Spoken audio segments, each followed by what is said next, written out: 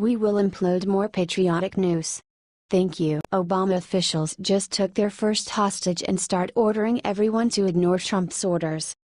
Barack Obama and his cronies are at it again, and this time it is open sedition. Ever since Donald Trump was elected as president, the left has looked for any way they could to undermine him. Social justice warriors and liberal politicians have been calling for Donald Trump's impeachment over the mythical Russian collusion story ever since they concocted it in the media. And, now these traitors to America have taken it one step further by taking their first hostage. When President Trump fired former FBI Director James Comey, the left went into a full meltdown. Liberals began to scream that Trump should be impeached for obstruction of justice, which could not be further from the truth. Shortly after Comey was fired, special counsel Robert Mueller was appointed to investigate the Russian collusion story. Instead of Mueller investigating the Russia story, he shifted his focus to President Trump. After that occurred, tons of leaks began to flood out of the White House, which has put our national security at risk. These leaks have been a bone of contention for President Trump and his staff, which appear to be an attempt to goad Trump into firing Mueller, which may be the plan by the deep state in order to push through the impeachment process and take back control of the government. Now, this may seem far-fetched, but after what former CIA Director John Brennan said, it may be right on target. John Brennan has been the most vocal opposition to President Donald Trump yet. Brennan has openly said that if the Trump administration attempted to fire special counsel Robert Mueller, government officials should refuse to follow the president's orders, as they would be, in his view, inconsistent with the duties of the executive branch.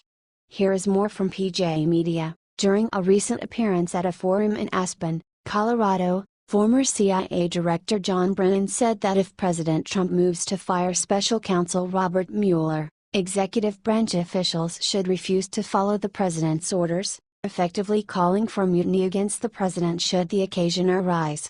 I think it's the obligation of some executive branch officials to refuse to carry out such orders, Brennan told CNN's Wolf Blitzer at the Aspen Security Forum on Friday. Brennan was joined by fellow swamper James Clapper, the former director of national intelligence, who called the appointment of Mueller as special counsel an inspired choice.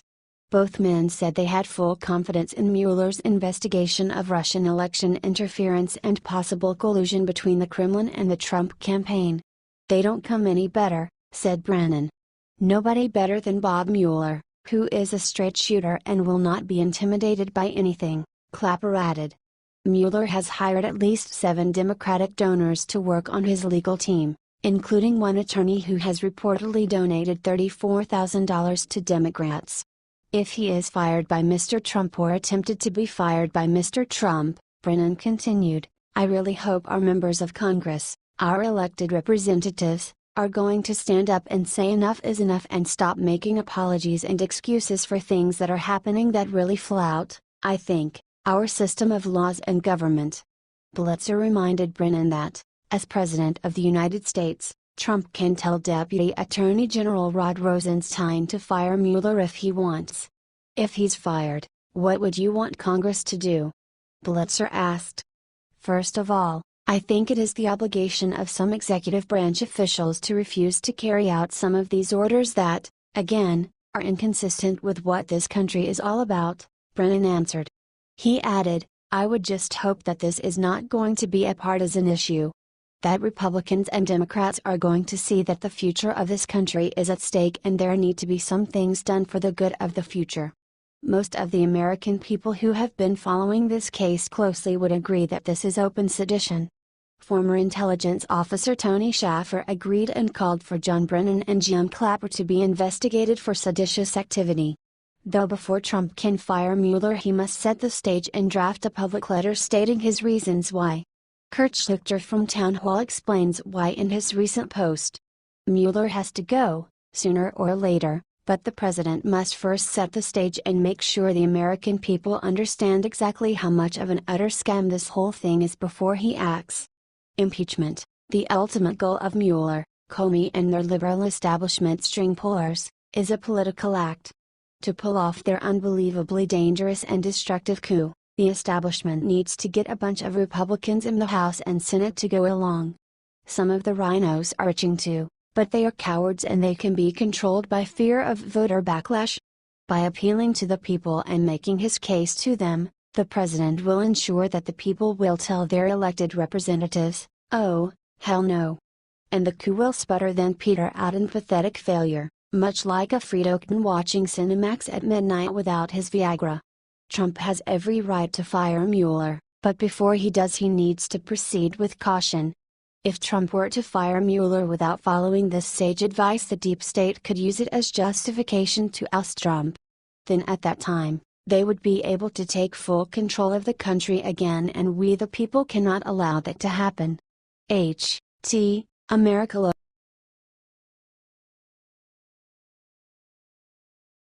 Trump just made big announcement about who gets his $100,000 quarterly salary and pisses libs off. President Trump is once again not cooperating with the liberals and their plan to make him look like a dirty, money-hungry monster. Apparently, our highly successful commander-in-chief got to where he is by someone other than stinginess and money-grubbing, as the left would have you believe, because he's once again giving money away. This is making the DNC's Scrooge persona that they're trying to pin on him slide off like butter on a hot biscuit, and we couldn't be more happy about it.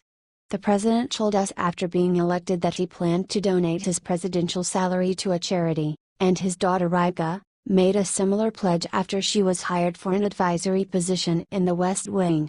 There was still some hope on the part of the liberals that he would just forget, because that's what most liberals do when it comes to promises, they forget, but wouldn't you know it, that darn capitalist remembered, and the money is headed out the door as soon as it comes across the president's desk. This time around, he's donating his gains to a part of the government that everyone really wanted to believe that he hated: education. The quarter's earnings of $100,000 will be going, in full, to the United States Department of Education. While this should make everyone jump for joy, anything for the kids and all that, of course not everyone is happy. The president seems to just be seeing that as a side perk though. Via Young Cons, President Donald Trump always said he didn't run for president for the money, and now he is once again proving it. Today the White House announced that he is donating the next $100,000 of his salary to the U.S. Department of Education. The announcement was made by White House spokesperson Sarah Huckabee Sanders during Wednesday's daily press briefing. As she announced the donation, television screens showed a photo of a $100,000 check Trump signed over to the DOE. Interestingly, earlier this year Trump proposed slashing the DOE's budget by $9.2 billion, or a 14% reduction. This isn't the first donation of his salary, either. In July the president announced that $400,000 of his salary was going to preservation efforts aimed at saving and maintaining the Civil War anti-dam battlefield in Maryland. Interior Secretary Ryan Zink said that there was also $185,000 in matching funds that were donated. As both the Secretary of the Interior and a military veteran, I'm deeply honored and humbled to deliver the donation to Anti-Dam National Battlefield on behalf of President Trump, Mr. Zink said. The president's donation will allow generations of Americans to learn about our history and heritage on this sacred site. Trump said it on the campaign trail, but early in his presidency Trump reiterated that he would not take a salary as president.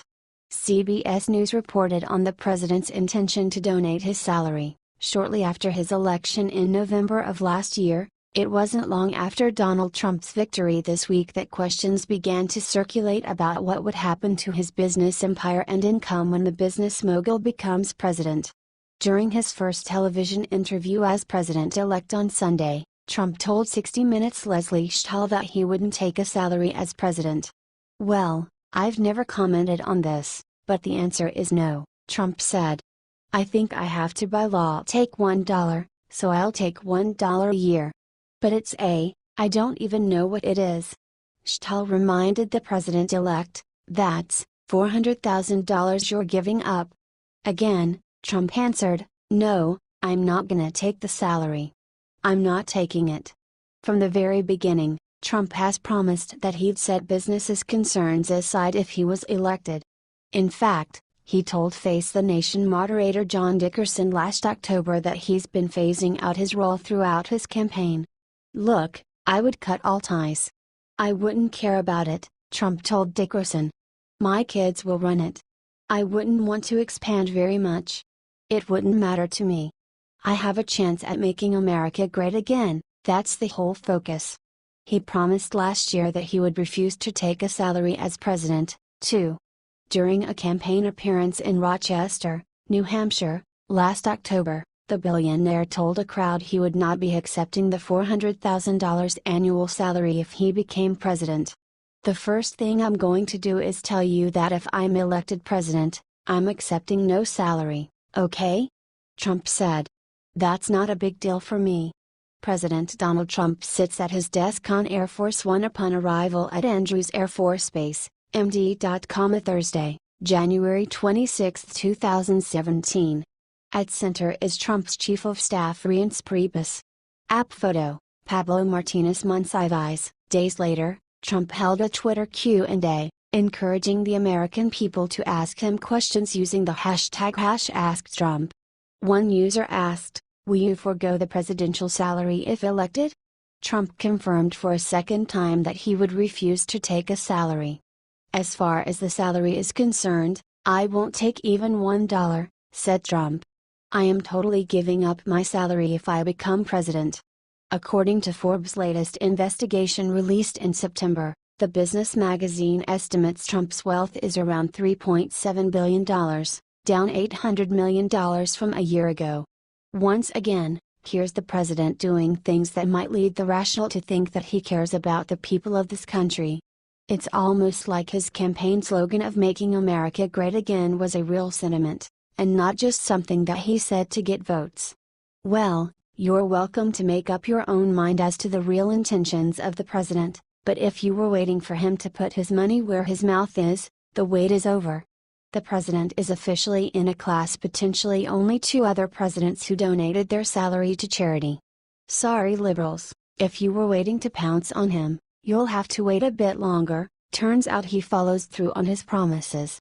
Source: Young Cons, CBS. Share if you're glad to have an honest and generous president.